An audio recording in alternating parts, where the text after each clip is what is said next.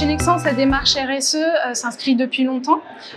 Pour être dans la lignée de notre ambition carbone neutral 2030, nous suivons le triptyque mesurer, réduire, compenser. Et sur la partie mesure, nous avons observé nos différents piliers d'émissions. Nous avons pris en compte le fait que notre troisième pilier d'émissions était le transport.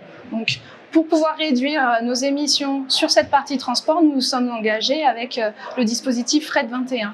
Au niveau des différentes actions, nous avons des actions au niveau du moyen de transport, c'est-à-dire que nous réorganisions nos routes pour passer vers du multimodal rail route. Nous avons aussi des actions au niveau du taux de chargement, c'est-à-dire que nous pouvons réorganiser en interne et par le transport transfrontalier en multimodal, notre taux de chargement, augmenter notre taux de chargement, ce qui permet de diminuer le nombre de camions sur les routes et donc réduire ainsi les émissions de gaz à effet de serre. Une des troisièmes actions que nous avons engagées est la sensibilisation de nos parties prenantes, c'est-à-dire de nos fournisseurs, à s'engager dans la démarche de réduction des émissions de CO2 par inscription dans la charte, voire la labellisation à objectif CO2.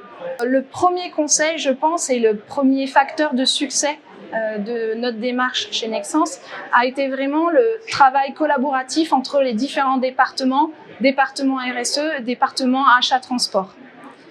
Un deuxième conseil que l'on pourrait donner est vraiment au niveau de la structuration des données. C'est également un facteur de succès. En interne chez Nexans, nous avons un bon outil de management des données et de data collection qui nous permet justement d'être efficace dans le suivi de cet engagement de réduction de nos émissions. Et enfin, le troisième, lancez-vous.